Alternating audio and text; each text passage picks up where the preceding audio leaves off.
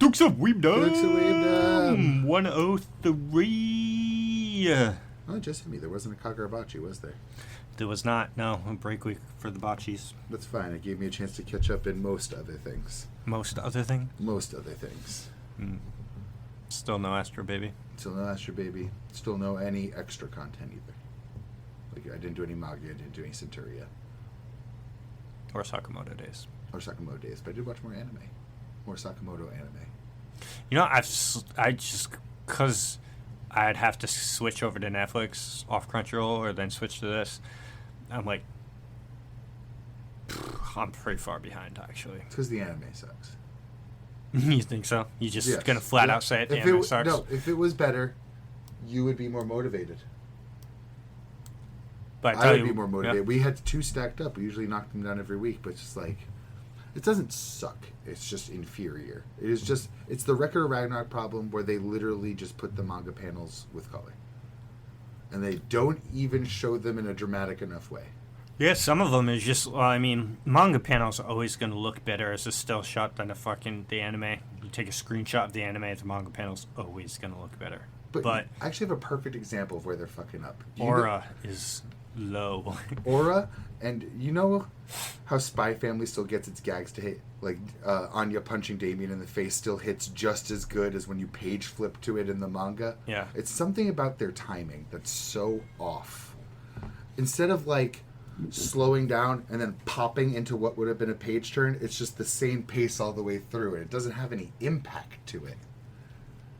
Right. There's only one shot so far in the entire Sakamoto anime I think stood up to what it was in the manga, and then it immediately stopped holding up to what it was in the manga. I'm not sure if you saw the episode yet, but when Shin runs into Slayer. Nope, that's the one I stopped them infiltrating that. I saw him fight the dinosaur, the T-Rex guardian keeper. You might be like a lot. Wow, I'm you're very a lot far behind. behind. I'm very wow, far wow, behind. Wow, wow. Yeah. But that's what I mean. Not a single moment in him fighting that dinosaur held up to the manga. No. It almost cornified the whole thing when it was badass in black and white. But they did that shot, just the shot of when Shin sees Slur in the hallway for the first time. That was perfect. Because it looked dark and dingy, just like the manga. It looked like the page turn did. But then Slur gets up and walks over to Shin, and everything's perfect color. He's just this big, all-white dude. Walks up, says his thing, disappears, and none of that held up. It was just that moment where he's sitting in that hallway, and it's just all dark, cast black over him. Mm-hmm. It would look just as good. And then immediately went right back. It's something about the color palette, the tone, that's not hitting right. Yeah. They're adapting it, but they're not doing any actually, like, adapting. They're just coloring it in. Let's see if I can find the exact shot.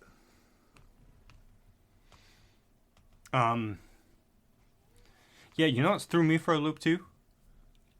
The, reindeer head dude. His head, I didn't know his hair is, like, pink. I didn't either, and I thought it was the ugliest choice. I don't know if it's what actually is canon. Like, maybe that was their decision or the anime's decision. Whoever's decision it was to make his hair that color, you were wrong, sir. I found the manga shot, but I don't see... No one seems to have posted the anime shot.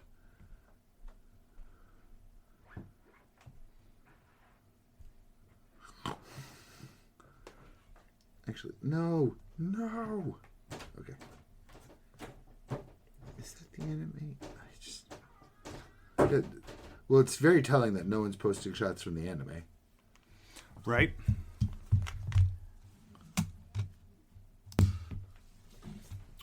But yeah, I don't know. Oh, yeah. I'm such an idiot. I found the shot. Well, I found a still of the shot. Like, they did a pretty good job compared to the rest anime? of the Yeah, anime. I think that's fucking fire.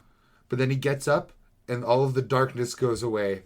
It's the My Hero problem, where everything's bright in the same color. It's hard to convey tone when things are serious. When everything's blue and bright and happy. Yeah. And that applies to badassness, too. You know what I mean? If you're not framing things badass and gritty and cool, it's going to look like a Saturday morning cartoon. Yeah. The actual fight between Reindeer Man and Sakamoto. I love how we call him Reindeer Man. Yeah, I don't know his fucking name. Isn't it like X or no? No, because I know. Fuck. That's why I don't even try. Mr. Reindeer. Mr. Reindeer's fight on the train. That was sick in the manga. I think we were sharing back and forth shots like and shit. Just like the merry-go-round was, but it was like that, but on crack. You go into the anime. It's not. It's not like the picture you sent me where Sakamoto's standing there and he's like, oh yeah, in the manga it's fucking fire because it's skinny Sakamoto. He's just sitting there with his arms crossed and the dude's like, where'd he go? But then you see it in the anime and it just exists. It misses so hard. Imagine like that same like black lines they put on that slur shot, but on the top of the screen and bottom of the screen just when Sakamoto pops up, like almost like Sakamoto's the darkness in this guy's life. Yeah. That would slap, and that takes adapting. That takes directing. So super off topic, and we're gonna circle back because there is something on topic for this. But let me just find it. Absolutely, I'm trying to remember what another thing I thought of with that too. Anyways, Fuck. Oh no. So we talked about anime figures last week. Yes. And how gloriously good luck I have on Temu. So. These are the four figures that I bought on Temu with the prices of what they are. So $14, $16, is that 26? Yeah. And was that one? 15. 15. So the Dark Magician Girl is 26. It's normally 56. So it's not bad. 50% off. Pretty good. I couldn't find this bottom one. Didn't really care too much, the 14. Actually lost money on the top one. The top one is $14.71. I found it for $9.99 on Amazon. I was like, okay, whatever. I lost fucking $5. Hopefully it comes in quality though. But then this one, the $16.59 one. Guess how much money it normally runs? I'm just gonna throw out 100. Fuck Facebook Messenger. You fucking turn it. Oh, I thought I was too good or something. No, you're way off. Jesus. It runs typically 177 to 297, and with on an Amazon link right there for 3 something. 366, and I paid $16.54 for it. Jesus. And it's really good quality. But you know what it was? I think it is for all of this. All of the boxes were heavily damaged on all of these. But that's actually a good sign though, because that means they're not actually defective product. Yeah. Or the other one, which is knockoffs. Yes. Because that's the real danger. When you get a figurine that's a knockoff and it doesn't have any effort put in, the eyes are all wrong. And... I saw a Tifa figure, and I was like, I know this is fucked because Square Enix has the exclusive rights. So any Tifa figure you ever see anywhere is a knockoff if it's not directly from the Square Enix store. Because Square Enix doesn't give out rights to nothing. Why would they? It's like Disney. Like, so I saw it, and the thumbnail picture for it was pretty decent. You click on it and you expand, you look at the photos, and as soon as you slide one photo over, you're like, ooh, that's rough. Ooh. That's a bad one. That's a bad one. Ooh, and now for the circle back, because I did have one more thing to say. Circle back to Sakamoto. The weird dichotomy of it all is, when you go into the manga, every page flip of that fight is a moment, a quote-unquote moment. You animate it all the way you do, now the entire fight's not even a moment. Yeah. Like, I've discarded it right out my brain. I don't know how it is for my partner, who hasn't read it, because, I mean, he's still watching it. He's still enjoying it, from what it seems. Is he still watching it without you, or just with you? We're together. So we were watching it together, but I don't know. I can almost feel his attention draw away a little bit, too. I was like, oh, man, they're doing such a bad job. Solo Leveling, on the other hand, it was almost enough to make me want to watch it, but it's not enough. Is doing clips are great though. Very well with its clips and its fights, but it's cutting a lot of content out. Like a lot of content. And also some of this even worse on the still shots of like if you take a moment and screenshot the anime moment and then compare it to the manhwa moment, you're like, oh Jesus. They pop it off in the manhwa goes way harder in the moments, but the fights, it almost always comes down to black too, honestly. I will say, black they're shading doing and black like lines. his shadow summons so good. I was so worried about that when Solo Leveling was first announced. I was like, they're going to CGI those things because they're so heavily detailed. But no, they're hand-drawn 2D animation, and they look fucking beautiful. I'd even say it'd be worth simplifying their designs to keep it 2D so that gels with the world. Yeah, let me see if this works. If I do... I have seen clips, mind you. I've seen clips of the shadow summons fighting. Yeah, no, I'm just going to do Solo Leveling, anime versus... But I can almost see it in my mind even, because again, the shading on Solo Leveling's pages are so good. Oh, and people meme on this, though, because for this character, they increased her bust size dramatically for the anime. The top is the Buff anime. patch notes. Yes. But, let's see. It's all Season 1 stuff that I'm seeing right here, actually. But it's not that bad. It's actually doing pretty good. So, like, there's a good example. This side is the manhwa. And that's the anime. Well, the darker one's yeah, this is the manhwa. This is the anime.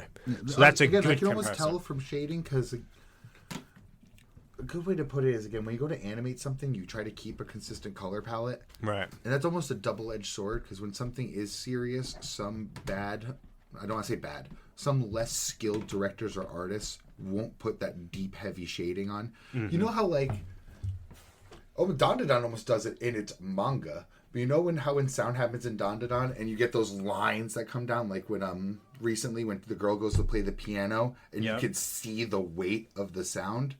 Anime needs those kinds of impacts more. Literal impact frames are like that. A downgrade one. Yeah. And that's what I mean. The one in the manhwa is well shaded. But, so the thing though is this is Goto. This is a Japanese guy. And obviously, Solo Leveling takes place in Korea. Yeah. That's like the strongest Japanese hunter.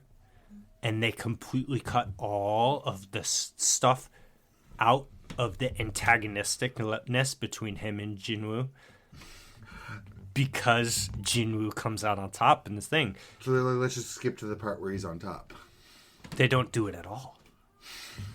So they have a clash in the anime of just like it's a quick thing. It's like they're about to go, and then like all the other hunters come in and stop them. So all the Korean hunters stop Jinwoo, and all the Japanese, well, not all of them, but a bunch of them stop Goto. And it's like, this is a friendly bout. You two are getting a little crazy right now. We can't have injuries before our big mission. Let's cool our jets or whatever. In the anime, Goto just walks out, he gets in the car, and he drives away. And then they cut to a phone call that he has later on and says, oh, this guy's interesting. In the manhwa, as soon as he walks off stage and starts walking away, it shows his face, and he's sweating bullets, scared for his life, being like, I almost just died. So you show you that, because the whole, it's just like the power dynamic, but because it makes Japan look bad and Korea look good, but Japan is the one, because they're rivalry. God forbid a so country Japan makes their own country look good and makes... But again, it's a Korean manhwa that's being animated by a Japanese studio, so the Japanese studio cut the part that made the Japanese character it's look also bad.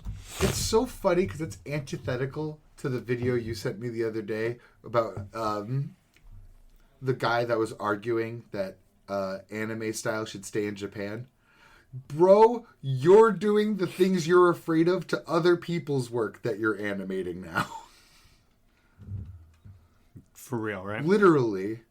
But what I was going to say, too, I thought it earlier, it's because it's not a slight against Solo Leveling, but a story as simple, broad terms-wise as Solo Leveling, you can't just go and cut moments like that. Like, that's the nuance of the story you're cutting. Yeah. You're making it an already pretty simple story less complicated.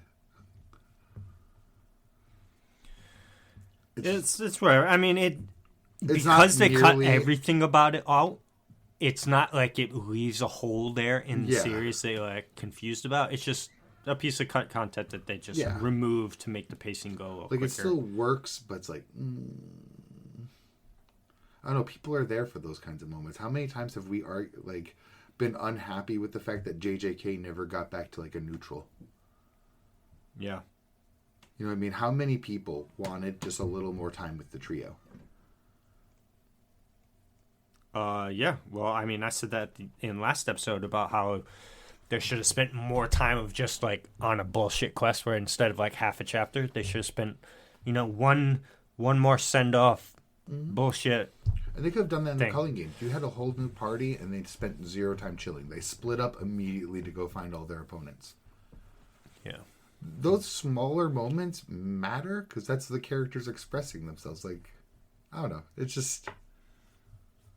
People crave those small moments too. I don't even think they would have had to go on a mission in JJK. They just need to hang out again. Everyone remembers the episode of them going shopping. The friggin' Megumi. Oh, I love that. That part's a fucking skit at the end of the after the credits roll, but it's fucking hilarious. But even like yeah, it's so funny with the girl that Lake Itadori. Yes. Like that's another cherished moment. They weren't on a mission. They didn't have a big goal that day. They were eating hamburgers or whatever they were. It looks like they were at talking McDonald's. About boys. Yeah. Like, they were in a fast food restaurant. Even Megumi was in on that. Like, yeah. So I don't know. Those moments do matter. Even if you can cut them nice and cleanly, the story is still less for it. And yes, they need more dark shading. That's the other thing I was gonna say because it's literally how impact frames work. Like how say Luffy goes to punch someone and they cut all the color and do the scratchy black lines on the point of impact just to make the impact feel more. Sakamoto's missing that entirely. Fucking One Piece comes back in like 2 weeks, I think.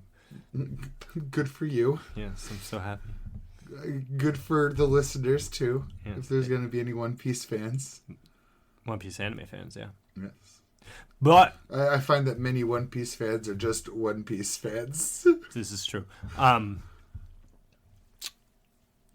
To the best of my knowledge, though, the dub has been continuing because the dub has always been extraordinarily far behind. And you find a lot of dubs these days that can keep up in simuldub, so it doesn't surprise me that they'd at least try to catch up. So, if they're not caught up already, they're as close as they've probably ever been with One Piece. Again, that's almost a chance to reset because then the anime comes back. Maybe you're down to just a week behind the Japanese voice acting now.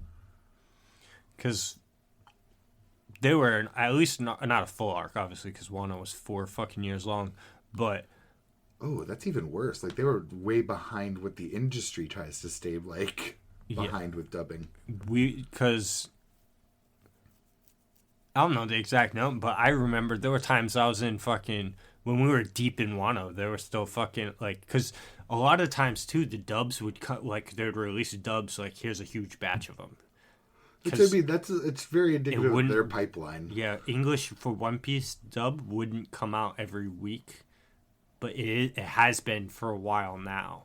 And because of the break, now they're starting to catch up, and I think they might actually be in the Egghead arc, which we're still in. When we come back, we'll return. But it sucks, though, that I don't know if it's the same day, but the first week back, they announced there's going to be a recap episode. You lose something. Yes, but yeah,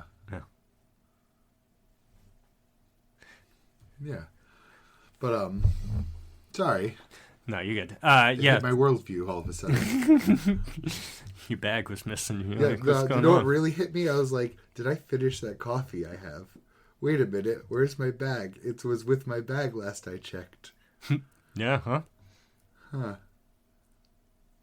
Yeah, pause that. Get my coffee. Yep. Okay. It's gonna keep making me think of it. And we're back, folks. With coffee.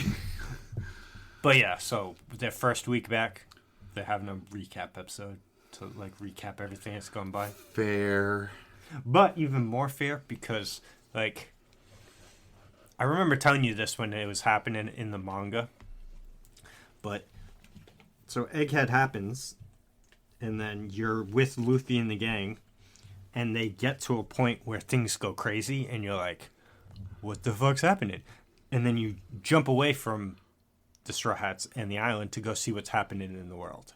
I get what you mean. Like, it hits a climax, and they take, like, that one little break to be like, let's but let it's you not- sit on the climax. Yeah, but it's not a little break is the thing, because now we go and we see what's happening on fucking Hachinosu, and we find out that fucking kid got fucking one-tapped by Shanks. Fucking Garp and Blackbeard to fight. There's actually more how I put that. Blackbeard like and Law are fighting, and fucking Garp is fighting the Blackbeard pilots on Beehive. So, like, all the crazy shit's happening. It's almost like you hit a climax for, like, the egghead part. And then they're like, well, I like being excited. So they go somewhere else, start at that excitement, climax over there, and then they're going to come back to Egghead and build the next. No, because spoilers for the anime, only one person that's fucking anime watch it, only on One Piece. But, so like I said, it comes to the point where it's like some shit was revealed in the Egghead arc, and it comes to this point where it's like, oh, things are looking really bad for the Straw Hats. Then it cuts away and does all that badass shit where it's find out what happened with Kid and Shanks and fucking Which Law and those are all Blackbeard. those chapters that I kept getting one at a time every week on Yeah, Twitter. because there was fire after fire after fire. And it And then- was too. I was reading those posts. Then you come back to the One Piece thing, and it's not showing you anything. It's showing you a conversation between the trader of the arc and the world government. And the trader's talking to him about this, that, and the other. And you're like, oh, okay, whatever. And then you page flip, and it shows the trader. And they're on the floor. And Zoro's got a fucking sword to their throat. Luffy's sitting on top of him. Sanji's on top of him. The entire Straw Hats are all there. Fucking, they had the whole thing's resolved, and it's just they're sitting there, and they were telling the trader what to tell the world government, and they're just fucking sitting on him. And fucking Zoro literally like had a sword to the fucking But this is a real throat. threat. This is the Black Bulls coming in to save their boy. Yeah, and I was like, oh shit, the fucking community wasn't too happy about it in this, like the UT, yes, and I was like, because One Piece doesn't do that, especially with Straw Hat stuff. You see If there's everything, something they off-screened, it's because it wasn't worth your eyeballs, and I'm like, or because it would be revealed later, but that's not this time. and I'm like, we knew this was going to happen because none of the threats were real threats. It was just like, oh, these people they're all It's almost scattered. what you would wish would happen back in the Fishman arc. We knew the Straw Hats would come on top. It's just Oda just didn't show us that. We just You showed didn't the need to on see top. it. We 'Cause didn't. There was nothing exciting to show on the screen at that point. No. It goes back to, are you looking at your character's most interesting point in their lives? No? Then show me that instead. And how badass is that to just come back and you're like, oh, we don't know what happens, and you page turn to it's like, oh shit, the Straw Hats are just in charge right now. Yeah, And just like, means Oda did. And what's the opposite of that? You want Oda to artificially make up a big threat right there and then? No, it's just how the arc was meant to go. and then just from there, Egghead just fucking Yeah, chapter. Egghead goes hard. I did get a couple more of those like impromptu pages. Yeah, fucking Egghead goes hard. Elbath, we're still in our fucking build-up phase, and I'm liking it, but I'm like, I'm ready want to the good stuff. I'm ready to explode.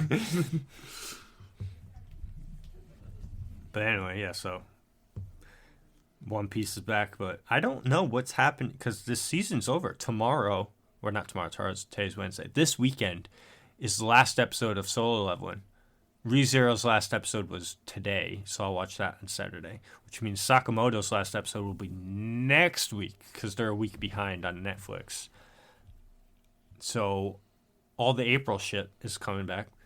There was an announcement today that Bleach is going to make an announcement on a date in April. I was doing episode math. Yeah. And so we're going to get news soon on Bleach's fourth core, which is lit. Trying to think of where Sakamoto's going to end, because this is a very interesting time to be having your last episode soon. Oh, yeah? Yeah. Well, again, we read it. The last episode that I watched, they introduced the 4 serial killers that they're going to have fights with. The string guy, crush guy, whichever one Osaragi ends up murking the shit out of. I don't even remember which one she destroys. Because it's when we get to see her fight for the first time. Just for simplicity's sake, the giant buzzsaw girl in the bridal outfit.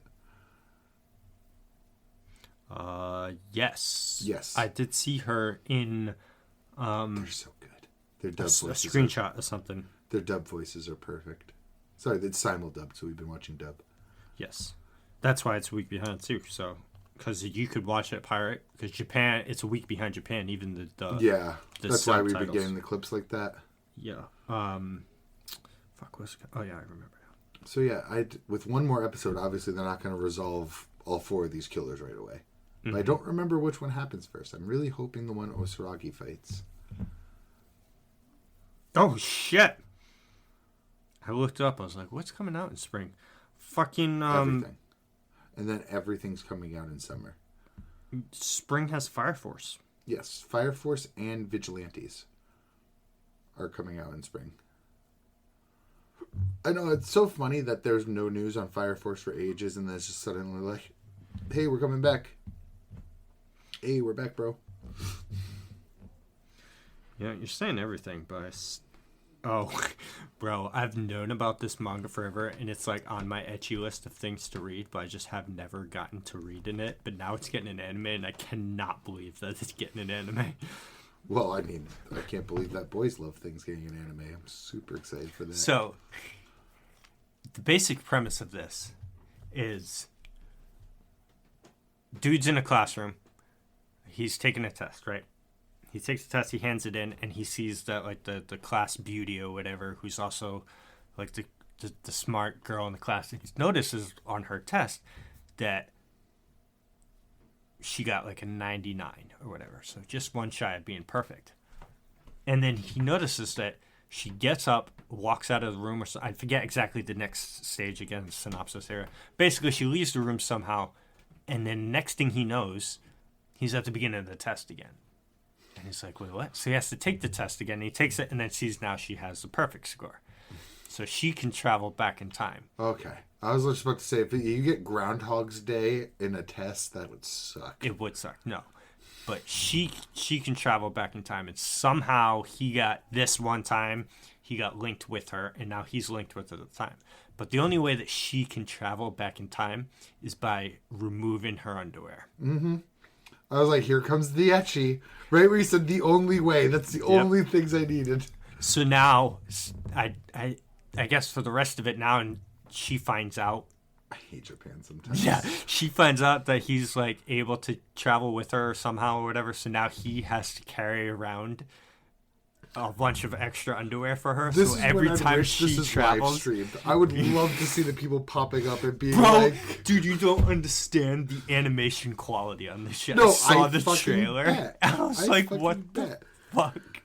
But I'm like, gonna watch the fuck out of it. I just think of it because I was like, oh man, Japan's so weird. Some people be like, bro, that's just insensitive. It's not like that. It's cultural differences. Bro, anything in the world could have been the trigger for going back in time. Student Council President Takane Takamine is a popular star student. On the other hand, so-and-so doesn't have many friends. That's all changes when he accidentally discovers her ability to go back in time and alter past actions by just changing her lingerie. After some pestering, he agrees to help her and be her closet by having spare lingerie on hand. Sorry, it just frustrates me because I immediately think of the people that would be like, no, that's not weird. Like, it's not a judgment either. Like whatever the fuck you like. But don't tell me that the author couldn't have made it break a pencil and you go back in time. Check your watch and go back in time. You know what's hilarious, too? I can... Hate kusadai takanami-san. So it's like, please stop. Or something is the name of it. So it's not like it's... I can go back in time after I change my underwear, so I have to be the girl's closet for a time. No, you know it's so sad, though? They're probably going to make it that for the English anyways. I hope not. They're going to be like, how can we turn this into a sentence? So there are some, like, it looks like there's some, again, I ain't going to try. Oh, another ecchi. What are you? Hinata did it. He got reincarnated to another world, took up the mantle of hero, and slew the dreaded demon lord alongside his party and fellow adventurers. As his reward, he is returned to Earth to resume normal life. Or so it would be seen if it wasn't for the fact that the dark elf companion Maribel decided to travel Earth to come live with him. Now she uses her arcane talents to ward off any potential romantic rivals and capture Hinata's affection. And that is the artwork for it. Oh my god. I was almost like, hey, that's a little better. And then... Not counting that one, though. I'm looking through, and there's a lot of, like, decent-looking... Was Vigilantes there? Mid-tier animes. Not that I see. There's a Jujutsu Kaisen coming out in May. Probably some sort of recap. Theatrical compilation film. Yeah, it's probably all of the hidden inventory arc, if I had to bet. Lazarus, though, looks pretty good. Lazarus looks so good! April 6th. Lazarus, we gotta pray right now. Pray with me. Pray with me. It's Toonami produced, so everything they touch turns to shit. But it's like two divine forces. Satan in the form of Adult Swim making everything garbage that they touch in anime, but God in the fact that it's I forgot his name, but it's the Cowboy Bebop guy. I sent it to you in our chat, but we talk all the time. Yeah, Vigilantes is right there too. April 7th. Witch Watch is this episode, April 6th. Yes. Sorry, I'm getting this fucking guy's name. I think it's Masahiro, but I could be wrong. God, we talk too much. No, we don't. We don't talk enough. Yeah, I was like, wait, that sounds bad. I don't mean it. I don't have it. But the guy that directed and made Cowboy Bebop, Space Dandy, Samurai Champloo, and Terror Resonance. So everything he touched turns to gold, and everything Adult Swim produces turns to shit. So hopefully these two forces together can make a good anime. Hopefully. Okay, yeah, so next season's going to be lit. There's going to be a bunch of stuff. Oh, the season after is going to be the best season, though. Yes. Because that's Dan to Dan fucking... Got two more bangers, at least. Kaiju. Yep. One more banger, not a returning. Oh, yeah, Gachiakuda. Bam. I'm so excited for Gachiakuda. Is it sad that that's the one of the three I'm most excited for? Because it just looks so good. But Evil Eye, bro. It's like the opposite of what I was complaining about with all the other animes. It's dark looking. It's dingy. It's literally the opposite, because Bones is the one that made the problem with My Hero Academia. Bro, what the fuck is this? And why is Wit Studio working on this when it could be working on so much better? Top or bottom? Oh, yeah, I see now. I just looked at the picture. I didn't read the synopsis or anything. I bet it's really old, though. It does look old. Look at the artwork. Look at their hair. But you gotta keep in mind the other thing Wit Studio did recently that really worked out for them is Ranking of Kings, and that's such a similar situation. True. So I can see it. I have so much faith Batman in Wit. Ninja versus Yakuza League. They're making another Batman Ninja? Kamikaze Doja. Oh, boy. This is the sequel to Batman Ninja. The Batman family has returned to the present to discover that Japan has disappeared, and the giant island Hinamoto is now in the sky over Gotham City. At the top sit the Yakuza, a group of superpowered individuals who reign without honor or humanity and look suspiciously like the Justice League, and now is up to Batman and his allies to save Gotham. I'm not going to sit here and say Batman Ninja was some perfect peak cinema, but it is definitely worth a watch if you ever have Max again. Yeah. Yeah. The Batman animated movies slap. I watched one that felt like an 80s movie. The DC animated movies slap. Yes. Just period. I didn't watch many of the other ones, but yes. What I caught of the Teen Titans one is really good. Yeah, I had a little spree where me and my partner were watching some of the Batman animated movies. We watched like a noir crime one. We watched like an 80s martial arts one, which literally had one of those, the Rick and Morty moment of like, you son of a bitch, I'm in. He went and recruited old friends from his, like, his dojo, pretty much. So I'm not seeing anything else. I mean, I'm pretty far down the list here, too. So it was just Vigilantes and Fire Force then. But I mean, those are some great bangers to be next to each other. Well, I mean, I gotta scroll a little bit. For me. I'm speaking from my own perspective. I don't think there's anything else I was excited for. Oh, I'm going to do research something really quick, too. When is No the shit, fucking... One Piece is actually on the list. So, Windbreakers, I don't know what the fuck that is.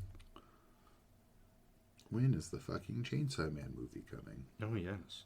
So, yeah, Fire Force,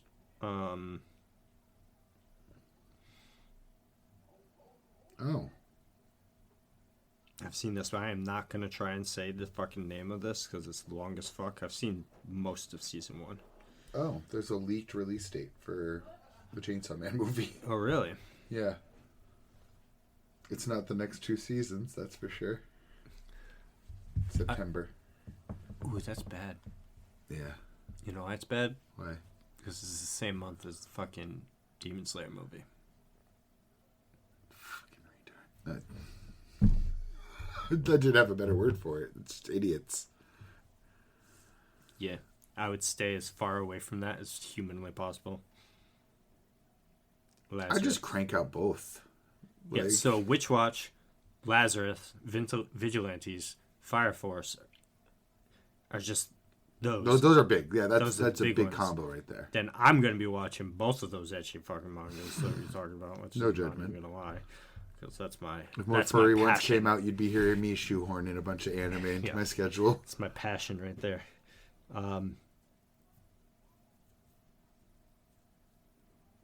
What the fuck is a Hayabusa film? Or is that the studio?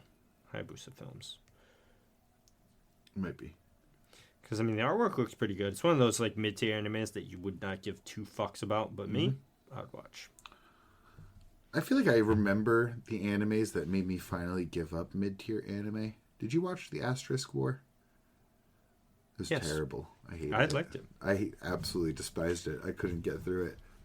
That, I can't even remember the name of the other one, but it's that exact same tier of anime where it's like pseudo-military school with special people in it and colored hair. But it wasn't Asterisk War, but it's so similar that I can't split it in my brain. It was What more is that? outside than Asterisk War, because Asterisk War was like an underground arena most of the time.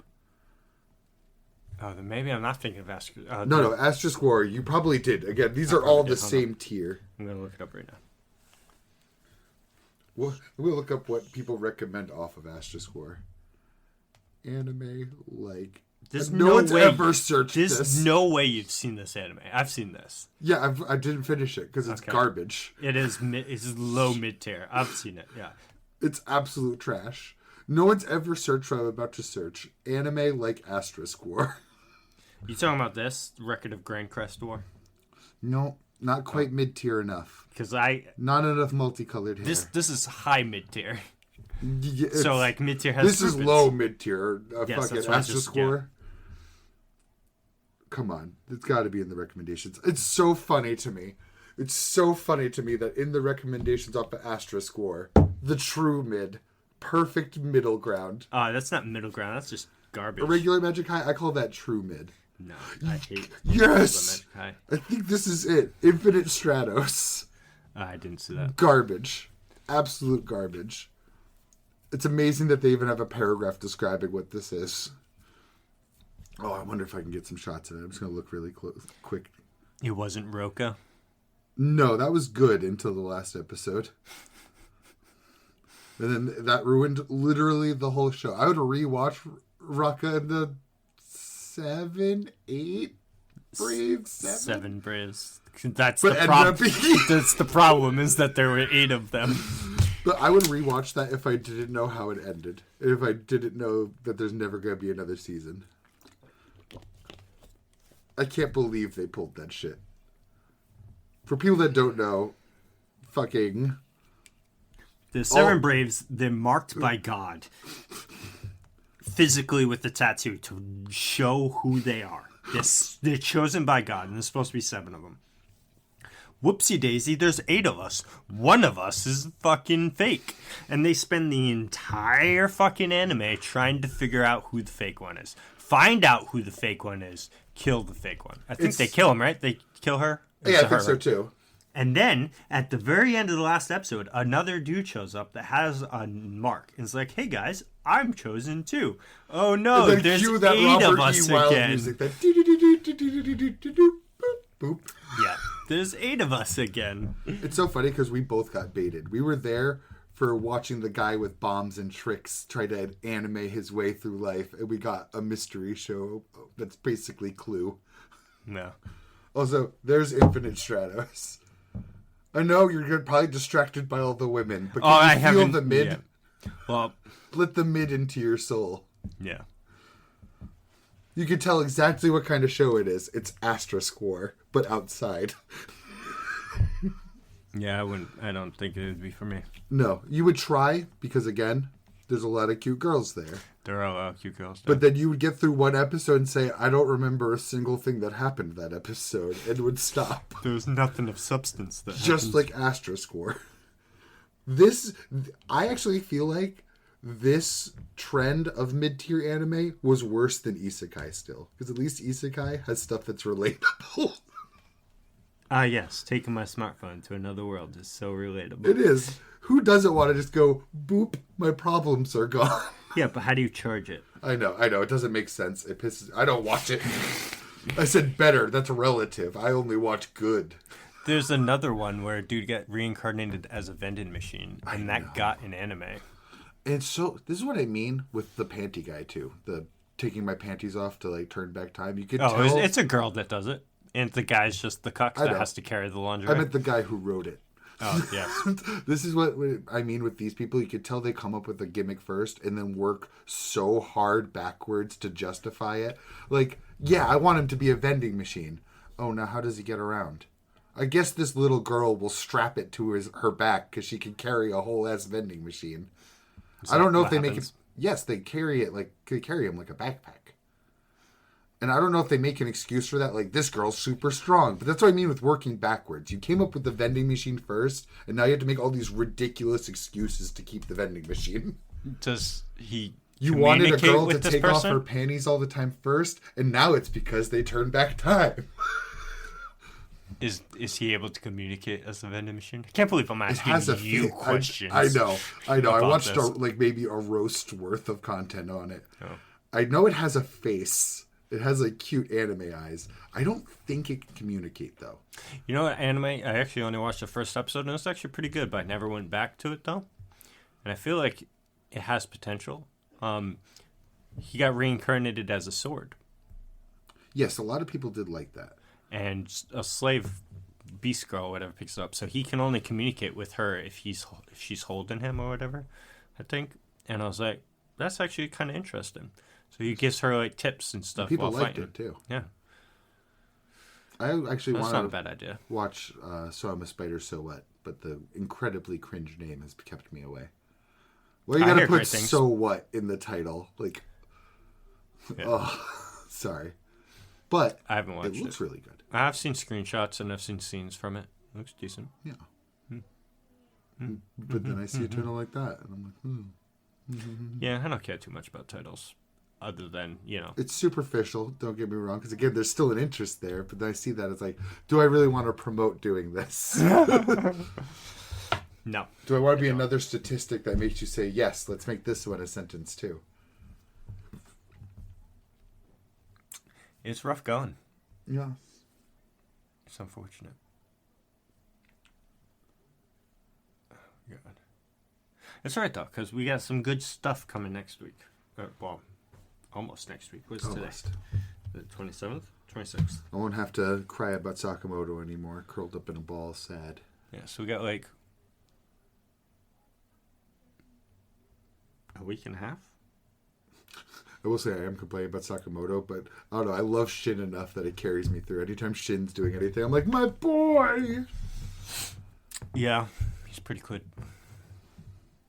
It's all right. My sweet summer child. That's the good thing about it, though, is that if the anime does suck ass, you still got the manga. And it's still good enough to be watchable. Like, I hate to even, like, pick it apart. It's just not good enough for where I am at with my television. If I didn't love Sakamoto so much as a property, I would have dropped the anime by now. In the same way that I did drop Tower of God.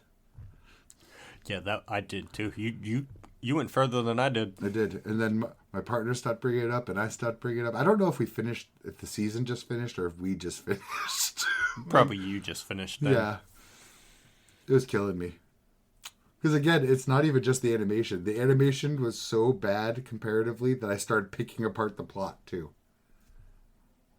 Which deserves it. I stand by that. I still like Tower of God, but I think a lot of my issues are pretty valid. Yeah. But I'm still here. That Stockholm Syndrome strong. There's a lot of good webtoons that deserve animes too. Mm-hmm. So it as a medium is growing. And I'm so happy to see like 90% of its romance. A humongous chunk of it. An enormous chunk of it. Yeah. Oh, those isekais, they found their way in there though. Oh, no. I'll never get over that one that made me almost just quit webtoons in general. That fucking stupid ass one on the train where the guy's like, do you have any idea how big that is? What? That it's still going. Oh, the exact one I'm talking about? Yeah.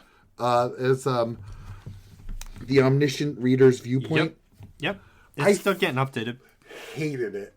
I hated it so much. The moment where there was a Fallout-esque bubble that said, this person's opinion of you changed, I was out. I was gone, bro. I don't even care if they are in like a simulated universe. I'll still be angry. It has 450 million reads. Because you know what's... This is what I mean with like... I don't want to say my brain versus someone else's brain, but I'm going to. Episode 250, 19 days ago. Jesus Christ. A normal person sees that thing they saw and they're like, oh yeah, just like the video games, cool and stuff like this. My brain sees that and I take it as an insult. I take it as the writer saying, I'm so stupid that I can't infer that this character's opinion changed on another character. I need to be explicitly told by a video game window. Yeah, 450 million views. It's an attack on my intelligence. I'm like, I shouldn't be reading this. I'm too smart for this. It does frustrate me though. Like, do you really need to plainly tell me on page this character thinks differently after this conversation? Yes, that's just how human beings work. Ooh, it gets my blood pumping. Read the Stellar Swordmaster and the Extras Academy Survival Guide. We'll talk about it after, but you have a manga name that you need to resend me to, and I'm going to take it down in a note. A manga name? Yes, we'll get back to that later. Will we though? I'll probably forget, but anyway, I will. All right. I will. Okay. Yeah, we ain't talking about it here.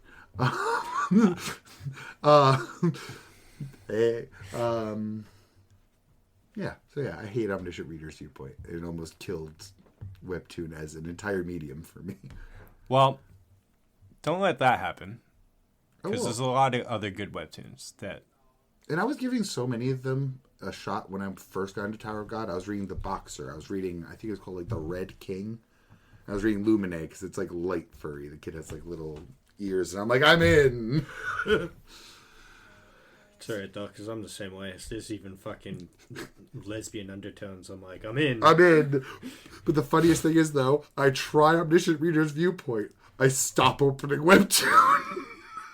I stopped reading the box. I stopped reading all 4 of those soon after trying Omniscient Reader's Viewpoint. It was so bad, it pulled the fun out of all of the other ones. Yeah. My favorite manhwa that I'm reading, because the app is called Webtoons, but the manhwas is definitely the Extras Academy Survival Guide. You would like The Boxer too. I know I've said it before, but I'm like so mad that I'm so far ahead now, and I have to watch an ad every time because I'm like 7 chapters in the ad, so I'd have to wait 7 chapter releases to get 1 chapter. Yeah. And I can see that I have access right now if I wanted to read 8 more. I'd have to pay for them, which I don't want to do. That's part of also why I stopped using it, because I started paying for The Boxer. And again, like you said, that's a slippery slope. Because now you got to wait 3 weeks to get 1 chapter. Yeah. Brutal. Yeah. No thanks. So I just wait. And it's fucking timing is so weird. So it gets updated. Academy gets updated Monday nights. But I read most of my shit on the weekend. So technically, right now, I have a chapter. No, I read it right before the podcast. So I read it a week late, though. So, like, right now I have one to read, but I'm just not. I'm like, I'll save it. I'll wait. But then one of my second favorites, probably Childhood Friend of the Zenith. I really like that one. I remember you telling me about that one. It's reincarnation done right because he reincarnates as himself earlier in life and not in some other world. So it's like, it's more like, I didn't watch it, but like Erased, like Fix Your Mistakes, or like Tokyo Revengers. Yes, but I believe in Tokyo Revengers, he goes back in time multiple times. I know, and I keep forgetting that part, actually. But no, so far it's a one-time thing. My brain is so poisoned. I was like, you mean he goes back to the hub world before going back out on missions? No. It is slower paced, though. I will give him that. I will admit that. It does take... I like slower paced. 3 chapters to get anything done, which kind of sucks, though, because when I found it, they only had like 35 chapters out, and I caught up like instantaneously. Well, I should specify. I like slower pace when they use that time to character build. That's basically all it is. Good. Yeah, so. Beautiful. I tell you, though, the comment section does not like the pacing at all. Yeah, because they're probably all shonen pilled. Probably. Where's my action? Where's the big moments? Like, I could watch This is why I think we do like those romances so much, because we could watch a story that just has meaningful interactions between characters.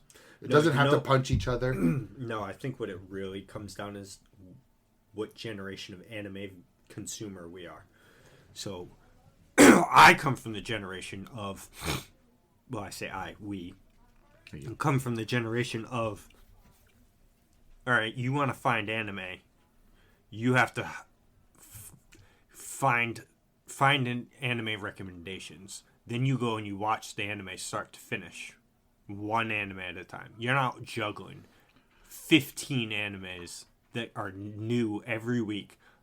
And on the flip side, because you have to make an investment into one thing at a time, you will watch a whole thing that you might not like. Whereas in this new age, the moment I've watched some shit anime that I thought were decent at the time that I will never watch again because I'm like, this is beyond trash. Future Diary was one of my favorites.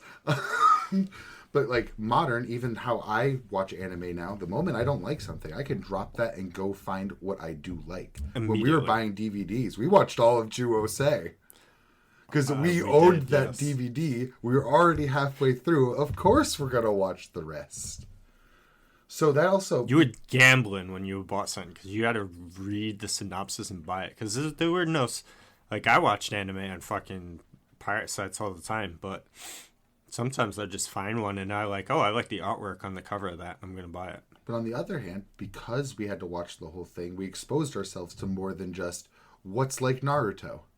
What's like Yu Yu Hakusho. No, we watch Durarara. We watch Baccano. Those are not action-heavy shows. Those are all character interaction shows. Beelzebub, Shakugan no Senna, stuff like that. I watched fucking Green. Yo, Please Teacher.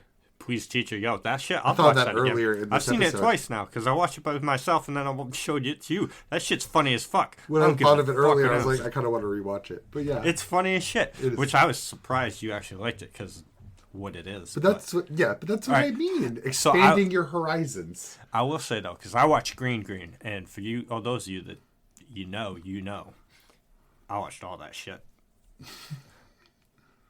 Girls Bravo, I watched. Is it Girls? Is that the name of it? Because that is an anime. I don't know. It is an anime. No amount of ecchi could get me to watch more than 3 episodes of that. I don't think I even made it that far. It was that bad. Too much ecchi? There was, but that wasn't the problem. It was everything else. The ecchi was what got me through the episode. And I'm like, am I going to watch a second episode? And I think I started it. And you know it's bad when you just fast forwarding and you stop. You're like, oh, pair of boobs. Fast forward. Oh, okay, I'm done. Yeah, it's not even like you want the ecchi. You wanted good show in between those moments. There was nothing of content, of sustenance anywhere. And that's what I mean. It's not like you're going into ecchi shows just for the ecchi. You do want a good show. Yeah, I just like my. It doesn't have to be battles. It doesn't have to be fighting. It's just write good characters. That's what almost every show comes down to. If you write good characters, it doesn't even really matter what they're doing. That's why Slice of Life works. And then, because like at our time too, there were like the big names of like, yo, you got to watch this. You have to watch Full Metal. So everyone would be like, okay, I'm going to go watch Full Metal. But I feel like we were the ones digging through the weeds. We were watching Phantom Requiem for a Phantom. Yo, that slaps. How many people watched that show? That show was great. Like, nobody talks about it, but that shit is fire. Even Terror in Resonance doesn't get its flowers. Yeah, I gotta watch because that again. it's not like all of those shows. It's not the show you gotta watch. The people who know about Baccano are still the fucking minority, being like, you have to watch this, and no one's like, no one else told me to. It's literally the guy mining for diamonds that walks away right before the diamonds. Yeah. Then we had all these like big names in this thing too, because like the amount of anime, like you could honestly sit down and like name all of the big animes at the time. You can't do that. It's impossible. Yeah. But in 2011, very you name easy. it for the whole year. That's like the bigger point. It's not even just like what came out last month. It's like, no, these are all the names that came out this year. I was just talking about too in general, like his like of all time, all the good ones in the last decade. You can be like, that was the big one that year. The Sleeper was Darker Than Black. That was the big one that year. The Sleeper was this. Yeah. And this new system that's kind of been around since I feel like 2015, 16. I was going to say 10 years, yeah. Yeah, it's got to be 10 years now. Because I want to... The part in my brain where I mark the streaming saga, it probably was before this moment, but it was when you showed me Sword Art Online. That's where in my brain I relate that time to. It's still sad too because Sword Art Online season, like the game Sword Art Online section of it, super good. Super rushed though. The fact that it's only 12 episodes, they could have made that to a 3-season show of just that part of the game. And I feel like if they did, it's almost like, why did you have 100 floors if we were going to skip so many of them? Yeah, and then just still not go to the top. End the game on like the 60-something floor or something because that's when Kirito discovers. It's like for the writer, it's like, oops, bored. And then he goes to fucking. I didn't mind the next season 2 too much. No, I didn't mind it. I just didn't like the sister character. Same with me. But I liked everything else that was going on. But the glass did shatter for me when I heard other people point out the problems that I didn't see on my first point through. And I point specifically to the moment. Play. At least it's a game show. Yeah. But the moment, and multiple creators had pointed it out, and even the first time someone did, I'm like, oh yeah, that is really stupid. And I have never been able to see the show the same since. Is when Yui was dying, and Kirito turns around and hacks into the mainframe to like isolate her files and put her into like a digital item that they create in the world. I don't care how much beta testing you did, bro. You do not know how to navigate that computer. Okay, so bigger plot hole there, though. If he could just do that and create a Could he just get everyone out? Yeah. Well again, it's an Alfheim, but still, couldn't you just delete the main bad guy? Like, which he technically Skip Boy said it even perfectly. Like, oh, I'm so angry, I'm gonna hack this computer. But pressing a whole bunch of keys and buttons, and it's like... Again, the disconnect was already there because the sister character is an obvious, big, in-your-face, oh no, red flag. Yeah. Especially in a show that already had a love interest that was so locked in. Why did you do this? Yeah, and I just, personally... That's where my brain always goes. I don't try to think of the in-universe reason it's happening. I'm trying to think of the reason the writer made this thing happen. Why did you write a sister love interest that Kirito shows no interest in at all? Because he's practically betrothed already. The whole arc is about saving his girlfriend, and you have a sister that likes her brother. Oh, but we're actually cousins. It could have just been closeness, like... Oh, we didn't get to hang out, and I thought he was cool. But no, you made him like her. Or regret that because how shit she treated him before the game, and now he's close to death, and she regrets her decisions and wants to get closer to him now. This is going to be a searing indictment, but it shows where the creator's mind's at. That he's not thinking of, oh, normal interpersonal relationships. It's like, no, horny brain. Yeah, horny brain. Dude, seriously, just... Look at it. Every new season of Sword Art Online has a girl that falls for Kirito. Yeah. Every arc. And almost every single time, Kirito shows no interest back because it is his fantasy to have girls fawning over him. That's what I mean. It always reflects back to what the writer's mind is at. Always, because he's going right in it. He's coming up with all these fucking scenarios in his mind, so...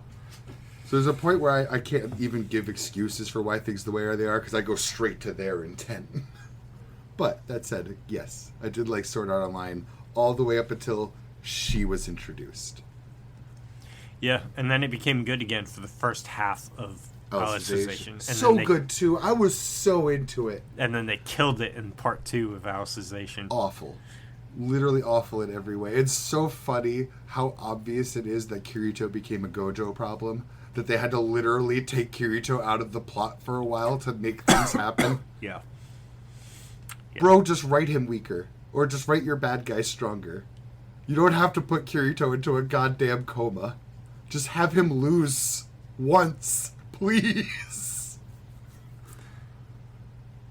It's whatever. I'm over it. I'm done with it. I am too. I would even consider rewatching the first half of Alicization. I'm just going to call it rewatching Alicization because they should have renamed the second half to something else. It's not a different arc. The part that really mattered is Alicization. Yeah. Because that resolved, and then he had to write more. Kind of like Chainsaw Man Part 1 into Part 2. It resolved, and then he chose to write more. Yep. Motherfuckers. I mean, Fujimoto's still really skilled, but it's still very obvious that Part 1 should have ended where it should have ended. Bro, I don't know anything about it, but Oshinoko and Kaguya-sama author, Yeah. he released his next manga already. Yeah, because I remember they're doing a collaboration manga, too.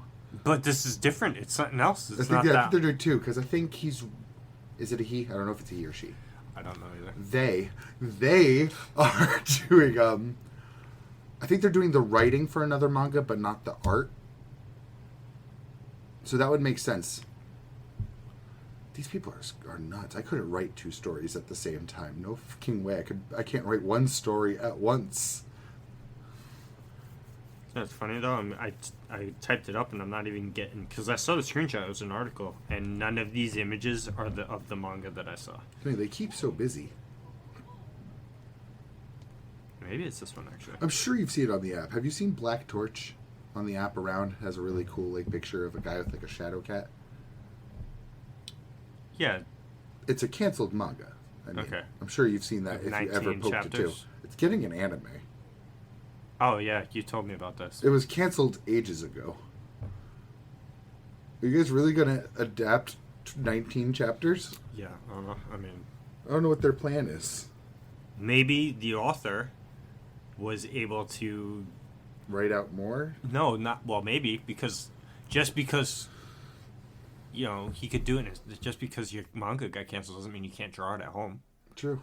But so maybe he knows someone in the anime studio is like, "Yo, animate my manga." I so swear that, my follow-up writing is better than my well, no, published. because what it could do is generate interest in it, and maybe he is releasing it somewhere else. Because if it's canceled, Shonen has the rights to the first 19 chapters that got canceled. But anything he does after that, True. in theory, might Kind of not like the be. reverse of how they picked up Gokuraku Guy when it already had chapters out in Marriage Toxin. Yeah, but then I wonder too, though, what would happen though? They're like, "Oh, we canceled this manga, 19 chapters, and now you're hyper successful, and Now we want to say that's ours. Not yeah, you know what I mean? Blizzard with Dota 2. Well, Dota in general, because Dota was made on their engine, so when Dota got popular, Blizzard's like, we think that's ours. And the people that made Dota are like, that's our mod of your game. That's ours. Dota is made Out of Warcraft engine, the old Warcraft, the RTS version where you send troops out. They took that, made a mod to make the first MOBA, which is Dota 1. Dota came out before League. Yes. I didn't know. League looked at Dota, said, that sucks, let's make it fun. And then everyone looked at that and said, that's not fun still. But yeah, that's how it happened. Yeah, but then asked... Blizzard saw Dota popular and was like, hey, no, that's technically Warcraft. And Dota's like, no, it fucking isn't. Not after all the work we put into it. That is not Warcraft. Oh, obviously Blizzard lost. Yeah, I was gonna say obviously that didn't go over, but now they have Dota 2, so it's probably built on a different engine, right? Yeah, I'm sure that's why they needed Dota 2. Because notice there's no Dota 3. Someone asked me today if I'd seen Arcane on Netflix, and I was like, no, I haven't yet. I was like, but I know it's based off of League of Legends. And they're like, oh, yeah, you know that? I was like, yeah, I mean, it's League of Legends. Yeah. It's like, yeah, I highly recommend you watch it. I was like, I highly recommend you don't play League. It's funny, League actually came up last time I went to... I was me and like, my oh, partner ruin went to your a life. dinner. Yeah. Oh, it came up, and I've been trying to get Josh to watch Arcane with me, but he's like, no. He used to play League, he doesn't. He's like, no. Came up at the dinner party, and the person hosting was even like, oh, have you watched Arcane? You should watch Arcane. He's like, no, League, it's about League. He's like, bro, I stopped watching Arcane because I like League, and it didn't seem like League enough. And then everyone else around was like, oh, I don't play League, but that show was really good. So I'm like, see? Watch the show with me. I don't know. Maybe I'll check it out someday on a whim, but People really swear by it, and I see what he was saying. No one is praising it for how much it expands League's lore. They praise it because of the characters and the show and the plot. So I think it is just standalone, a good show with a League skin on it. I was just going to say, they took a League character, Jinx, who's super popular. Took what probably is like 2 paragraphs of lore. And made a story about it. That's the part that surprises me. I mean, there's a lot of... How many people played League, though, like, after watching that? Not as many people that stayed to play League after. There we go. That's exactly what I was going to say. I was like, how many played after? Probably a lot of them. How many played a week after playing? Not many, I bet. Yeah, but how many people spent money in that week, though? That's all it takes. Because it's a free-to-play game, and they're like, oh, yeah. They start losing. They need to feel good about themselves. They buy a skin. Mm-hmm. A roll on a chest. I don't think I spent money in the 2 days that I tried League. I will never play League of Legends. I never have, never will. I still want to go back and try, in all honesty. I'm not playing a click to move. That is the top-down hardest hurdle as someone who went from console to PC. I could WASD like a champ. I'm pretty good with a mouse. Click to move has been the hardest hurdle to overcome because it's not just click to move. It is click this way to move, click this way to attack them, click this way to confirm something. Like, I don't know which one's which, but like left click would be to move, right click would be to attack. So I'm also positioning myself on this side, then have to move to them to click to attack. And if I want to move and dart around still, I got to move around to where I want to move and dart around still. My brain doesn't brain it.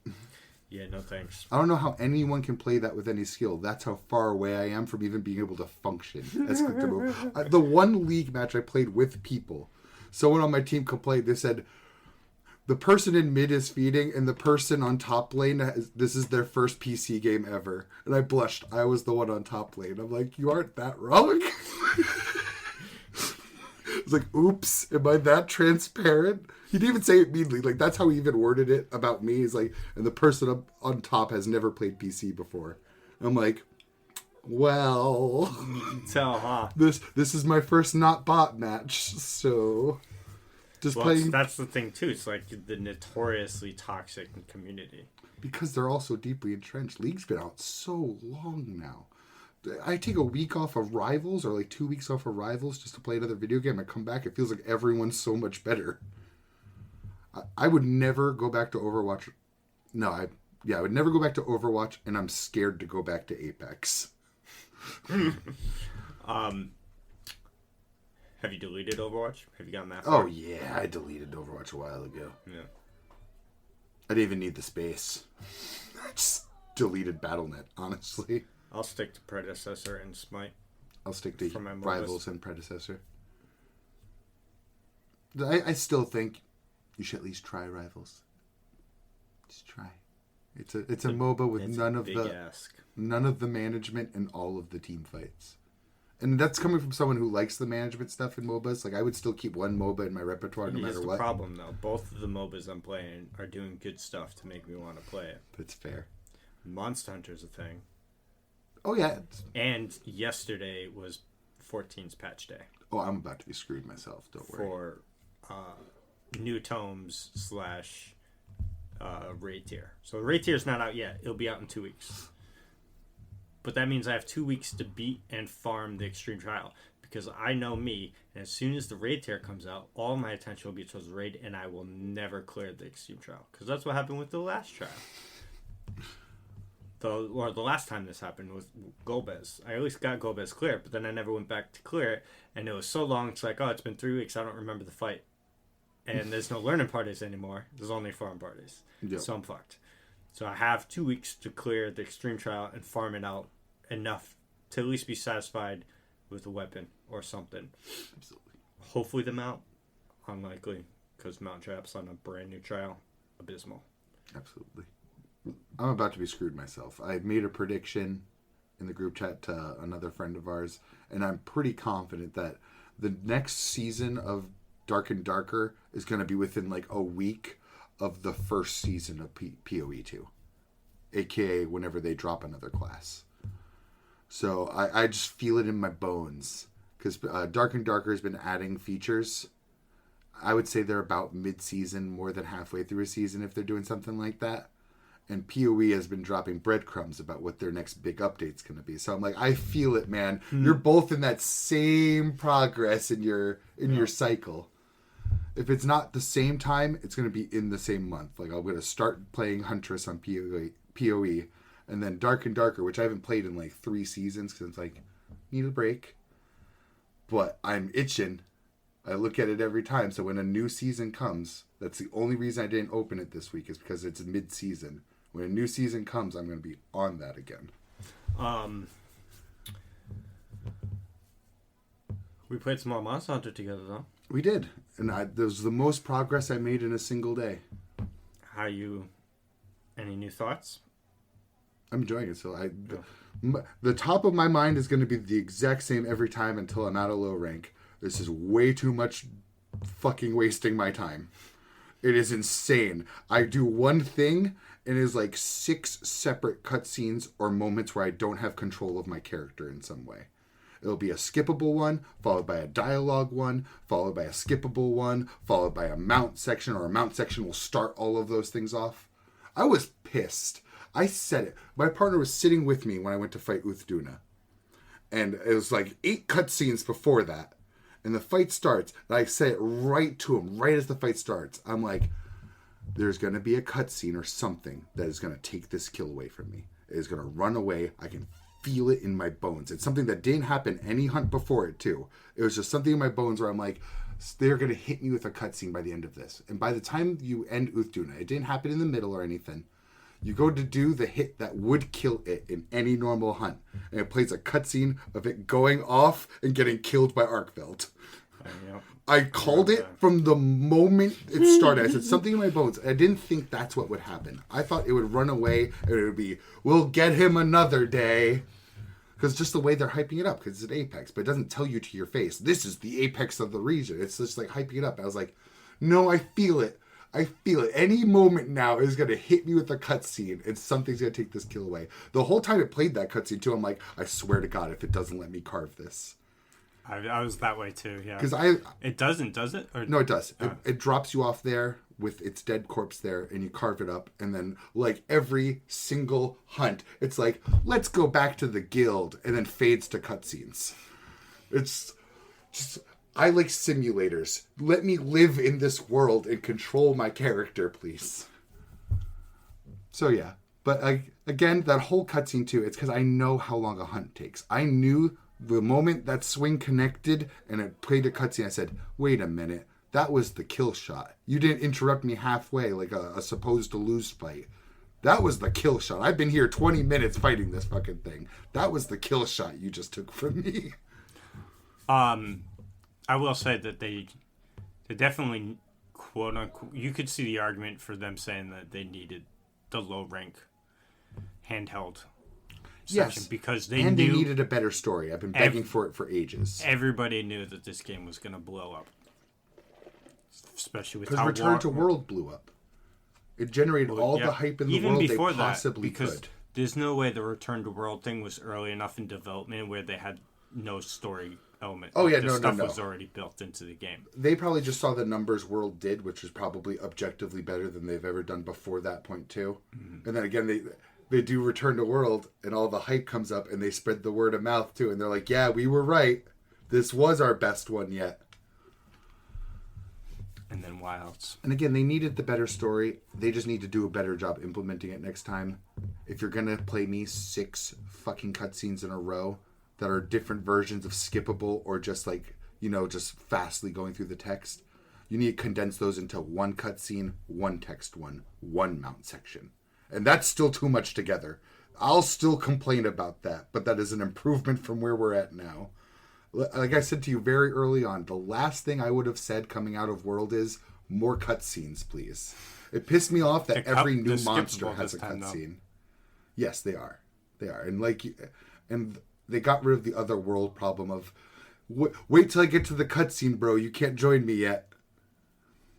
That was annoying as shit. Yeah. But that's what I mean. Those things were already annoying me then. It's like they doubled down on that. But to get off of the problems, everything combat-wise is better. And at least, because what was the last monster we fought? Guardian Rathalos? Yes. Story-wise? Yes. And did I fight? Yeah, I remember the fucking...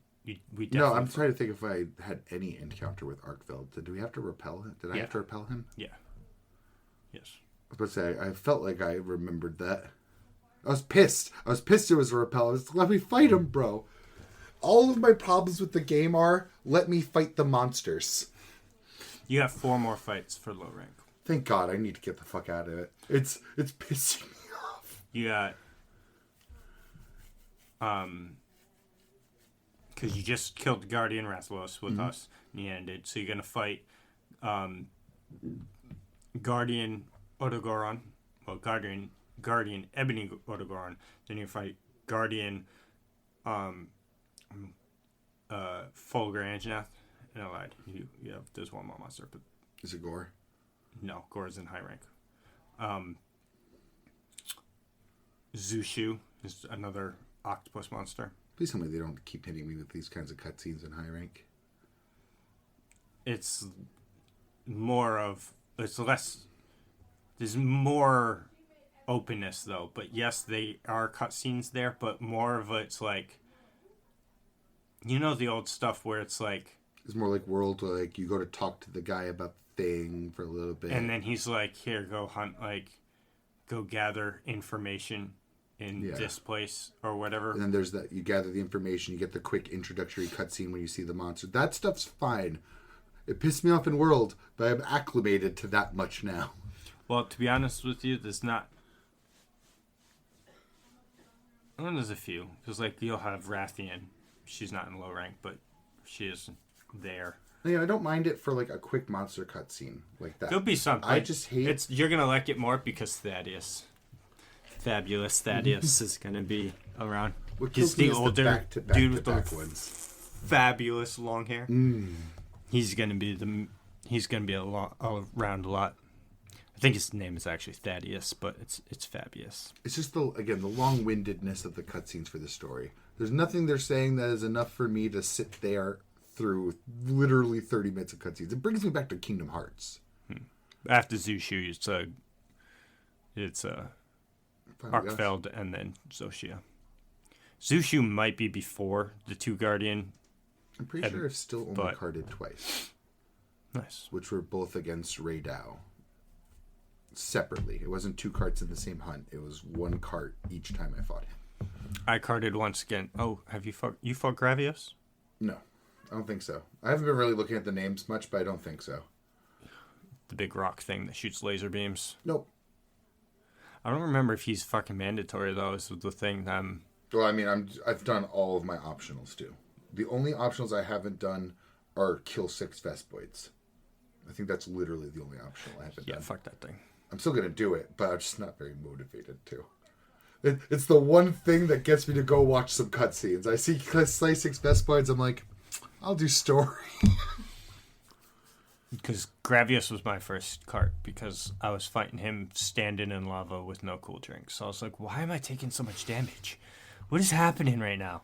And then I died because I carded, and I went back in there, and I was like, oh, That's why. I needed to take a fucking cool drink, because then I realized, coming back in, I needed a cool drink, Yeah. and it's like, fuck. But I will say, literally everything else besides the cutscenes, it's not even just combat. Literally everything else is better. The UI is better. Ammo system's better. Every weapon mechanic is better. The only thing I'd say for combat-wise is it does feel just the tiniest bit less responsive than World. World felt just a tiny bit snappier. Like, when I say that, like, going between shooting somebody and putting my weapon away, going to aim my hook claw, shooting it to grab something. There is, like, put all that together, I feel like it could just be perception. I feel like it takes 0.5 seconds altogether to get through all of those animations than it would have in World. I feel like World was snappier between the actions. It's almost like there's like a slight delay between when it takes my inputs. Oh, I see what you mean. But I'm coming off of the back of just playing World a bunch. I mean, I took a little break, but went right into Wild, so I can feel that little bit of difference. Not enough to be any kind of deal breaker. I still think the combat's better than in World. Yeah, it's more... If they could remove that, it would literally be fluid. perfect. It is. And all of the combat adds are great, too. The weak spot hitting, focus mode, some of the little gun things they've added, and the hunting horn's so much better. UI, incredible. Quick side note, too, because our mutual friend that we played with as well, we were talking, I'm sure you saw the conversation about Generations Ultimate. Yeah. So we both went back and started playing that. First off, so he said, oh yeah, because Generation Ultimate's now on the Switch. I was like, what? I'd play Generations Ultimate on the Switch because I played it on 3DS. I'd play that on the big screen. Not remembering that Generations Ultimate was never on the 3DS. It was Generations that was on it. Oh. And then, because Generations was the first Monster Hunter that we had access to that only had high rank in it. Because Freedom Unite came out, and that was Monster Hunter Freedom. I remember playing Generations with, the G. with y'all. I didn't get it very far. I think I literally stopped after we killed Brachydios. I said, I'm full. Well, because Brachydios was in 3 Ultimate, is when he debuted with Slime Element instead of Blast Element. And I was in love. So, because it's like we had Monster Hunter Freedom Unite, which is Monster Hunter Freedom G. Because it's Monster Hunter Freedom with G rank. Technically Freedom Unite too, but yes. Then there's Try, which was on the Wii U, but I played Try, our friend played Try, but it was whatever. Portable Third was the one we were missing for the longest time. But then they came out with 3 Ultimate, and we got 3 Ultimate, so it had the whole game. Yep. Then 4 came out, which was Monster Hunter Cross. We didn't get that one. Then Double Cross came out, which was 4 Ultimate, and we got that one. Yep. But then Generations came out, and we got Generations before Generations Ultimate. So Generations on the 3DS. I have it upstairs. So I went on my Switch, and I paid $9.99 to download it. And then my wife was saying, oh, what game you buying? I was like, oh, Monster Hunter Generations Ultimate. And she's like, wait, which Monster Hunter? And all of our Switch games she just put on a nice shelf that she put up. So she cued that she read it, and she pulled the game right off the shelf and handed it to me. She's like, this game? I had it, hard copy, right there. I think I was just $9.99. Yeah, it was 75% off. Yeah, that's good at least. So I was like, whatever. So I loaded it back up. I put the game. I immediately canceled the download because it was a 30-minute download. Put the disc in. It had a 30-second download. It's like, nice. Great. Booted up my own save data. And I was like, well, Legiacris was just hyped up. I have a quest for him. I'm going to go fight a G-rank Legiacris. I ended up losing the fight. It's old systems, trying to go back. I'm not familiar with it. Literally went to the highest difficulty. Yeah, it's G-rank. I almost got him. He limped away. I had a trap, but I didn't have tranks. Whatever. Yeah. But I noticed when I was fighting it, I was like, because we're complaining that world's more so wild monsters are easier to do, and I'm fighting the Legiacris, and I'm like, you know what it is? It's fucking uptime. I am attacking the monster. I'm physically hitting the monster with my weapon 10, 15 times more often in wilds than I am in. There's so much more of avoiding monster attacks, chasing the monster down. You come in, you get like a combo or two. Because the thing is with each of the difficulties too, not only are they adding more attacks, but the timing between the monster attacking is so much shorter. You can see it with Tigrex specifically in games. Because Tigrex, all he does is dash. So when you're going up to high rank and G rank, the difference is he's doing those dashes more often. And that equals way less time on Tigrex. I was like, so it really is. Because I went through and I got him to limp away, and I was like, the super switch axe move that I got off. So I got off, I think, 6 of them, maybe 7 of them in the whole fight. And I was like, that's about how many I would do in like a normal fight in wilds too right now. Maybe I'd actually do more. I think I might get like 15 of them off in wilds. And I'm like, because the combos in Generations, getting charge up to get the files on charge is way easier. Yeah. So I'm like, I feel like this Lugiacrest I'm fighting in G rank and Generations Ultimate has less health, and I just have like a standard ore weapon. You know what I mean? I'm not fighting Lugiacrest with a weapon he's weak to. Yeah, it's a pretty tiny as normal as the fight could have gone. Yeah. Because I was actually disappointed in myself when I went into Generations Ultimate. I was like, I'm not that far into this game. I thought I like cleared this whole game. I'm in G3, but I'm wearing a half Rathian armor and half Zinogre armor, and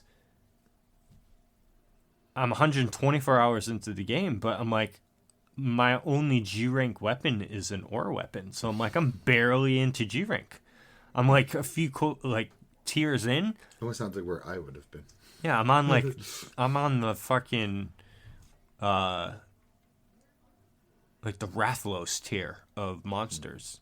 And Generations Ultimate is the monster list because it was the anniversary game. Yeah, it's the world of its time because Worlds also loved returning monsters post launch. Yeah, but no game has more monsters. Well, maybe the MMO one, but in single player games. Oh, sorry, MMO Monster Hunter. That just sounds like such a good pitch. Yeah, Frontier.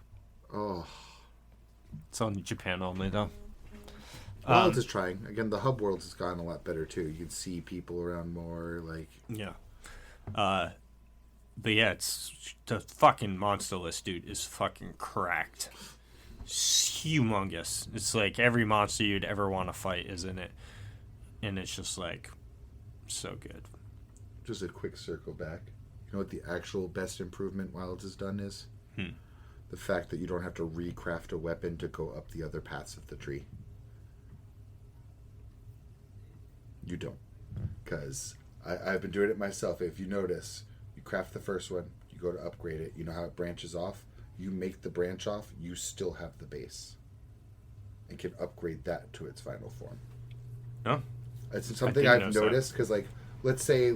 it's going to be an incorrect example, but just for example's sake, let's say you started as an ore weapon, you upgrade to like the ore 2 weapon, you branch off to make it a Narcilla blade, you still have the ore weapon. So you can branch off to the other thing it branches off to. That makes sense on why I'm like, why do I have just random like an ore weapon at this rank or whatever? You'll notice it next time you go into like the, I'm not sure if you use it that way, the web menu for it. I do use the web menu, yeah. You'll notice it when you go to make the branching thing, the box icon doesn't leave your base. That's how I noticed it. I'm like, oh, so that means I still own that thing? It is the best thing in the world. Because that means if I want to go make the other thing, if I want to go make the sleep item that's also branched off of that, I don't have to go back and make it ore 1, upgrade it to ore 2, bring it down to over there. It is the best change they've done. I have noticed, because you guys are sending pictures of it, even when you view your weapons, you guys have the actual like photo of the weapon. I need it because for some reason I haven't looked at the other version of the menu enough to explain why, but I cannot tell what weapon's what until I could really, and I have to get close to those pictures. Those pictures are not big enough. I have to like, that's the one I use. So I switched it. So when I go into it's the old school where it shows just the charge rate symbol and it's the color of the rarity and it has a little element. That's I might do that That's now. the menu that I use for it because it's. I think part of the problem is because I was starting out, all of my weapons are white, so I couldn't tell which ones were which off of just the names and stuff like that. I needed the pictures, but now that I'm starting to get other rarities, maybe I'll try that again. Because the pictures aren't good enough. I will put it that way. If it's sword and shield or like dual swords, I really need to squint to make out the shape of what's in that tiny ass box. They all might as well look the same, except with slightly different colors. Right. Weapons look sick this game too. Again, everything is better besides the cutscenes. Well, they had to do that because that was the biggest negative people said about World, even with all the It's fucking true. story thing, was everyone hated the monster parts on a stick. It is. It's Because ugly. you would get a bone weapon, and every branch... Oh, dude, the biggest... I'm going to show It you makes right a lot of sense as a simulator, but I'd rather just have cool weapons. Yeah. Monster... But it makes sense. Hunter. Like, if you are building off of a bone weapon and you go and kill, let's say, a Kuhaku, yeah, you're going to slap the feathers and some of the beak on it. It's not going to become a completely different weapon. So this is a Glavinus Greatsword. Nice, right? Yeah. This is the Glavinus Greatsword in World. It is the Ore Greatsword with Glavinus parts glued to the top. There of it. would have been a way to do it right. Like, that should have been the first version of the Glavinus Greatsword, and then it upgrades into a perfect version like the first one you showed me.